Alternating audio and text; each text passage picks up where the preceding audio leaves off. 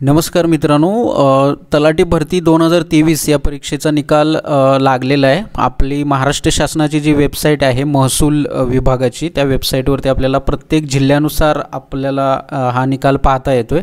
जसं की ही जी PDF आता मी तुमच्यासमोर ओपन केलेली आहे ती मुंबई सब अर्बन या जिल्ह्याची आहे। ठीक आहे, तर यानुसार स्कोर बघा। तर हा नॉर्मलाइज स्कोर जो आहे तो खूप महत्त्वाचा ठरतो इथं या ठिकाणी। ठीक आहे, तुमचा ओरिजिनल जो स्कोर आलेला आहे त्या स्कोरला आता काही महत्त्व नाही आहे। तर जो स्कोर नॉर्मलाइज करून आलेला आहे म्हणजे काही ठिकाणी काही शिफ्टमध्ये पेपर इझी असतो, काही मॉडरेट असतात आणि टफ असतात। तर या तिन्ही शिफ्टमधल्या मुलांना एक समान न्याय मिळावा किंवा समान त्यांचं जे परीक्षांचं स्वरूप आहे त्याचे जे मार्क्स असतात ते कोणत्या मेथडनं करतो आपण, नॉर्मलायझेशन मेथडनं करतो।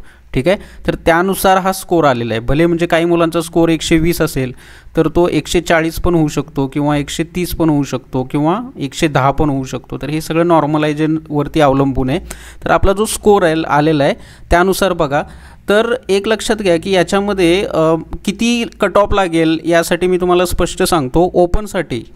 ओपनसाठी ज्या मुलांना 185 प्लस असतील, ठीक आहे, किंवा 190 या रेंजपेक्षा जर पुढं असतील तर त्या मुलांचे चान्सेस जास्त आहेत। तर आपल्या जिल्ह्याला जे तुम्ही अप्लाय केलेलं आहे त्यानुसार किती जागा होत्या, किती कॅटेगरी आहेत आणि कॅटेगरीनुसार किती मुलांनी अप्लाय केलं ते सगळं सॉर्ट आउट करावं लागतं आपल्याला। त्यानुसार निकाल फायनल आपण बघू शकतो। त्यामुळे एकदम कमी मार्क असतील तर याचा जास्त विचार न करता येणाऱ्या सर्व परीक्षांच्या ज्या आहेत त्यावरती तुम्ही खूप फोकस करा, तेच आपल्या हिताचं ठरेल।